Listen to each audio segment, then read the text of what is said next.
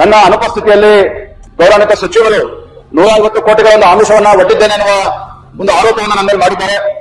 ಅದನ್ನ ರಾಜ್ಯದ ಮುಖ್ಯಮಂತ್ರಿಗಳು ಸಹ ಅದನ್ನ ಪುನರುಚ್ಚಾರವನ್ನ ಮಾಡಿದ್ದಾರೆ. ಯಾವ ಹಿಂದಿನ ಭಾರತೀಯ ಜನತಾ ಪಾರ್ಟಿ ಸರ್ಕಾರ ಇದ್ದಾಗ ವಕ್ಫ್ ಅಲ್ಲಿ ಯಾವ ರೀತಿ ಹಗರಣಗಳು ನಡೀತಾ ಇದೆ, ಅಂದಿನ ಕಾಂಗ್ರೆಸ್ ಪಕ್ಷದ ದುರಂತಗಳು ಯಾವ ರೀತಿಯಲ್ಲಿ ದುರುಪಯೋಗ ಪಡ್ಕೊಂಡಿದ್ದಾರೆ, ಲೂಟಿ ಮಾಡಿದ್ದಾರೆ ಅನ್ನೋದ್ರ ಬಗ್ಗೆ ವರದಿಯನ್ನ ಅಂದಿನ ಅಧ್ಯಕ್ಷ ಅನ್ವರ್ ಮಾನಪಾಡಿ ಅವರು ಮಾಡಿದ್ರು.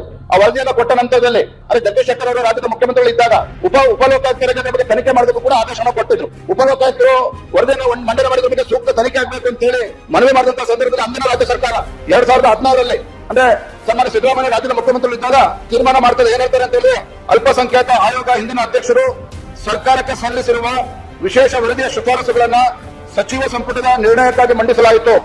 ಕರ್ನಾಟಕ ಅಲ್ಪಸಂಖ್ಯಾತರ ಆಯೋಗದ ಹಿಂದಿನ ಅಧ್ಯಕ್ಷರು ಸರ್ಕಾರಕ್ಕೆ ಸಲ್ಲಿಸಿರುವ ವಿಶೇಷ ಮನವಿ ಶಿಫಾರಸುಗಳನ್ನು ದಿನಾಂಕ 3/3/2016 ನಡೆದ ಸಚಿವ ಸಂಪುಟ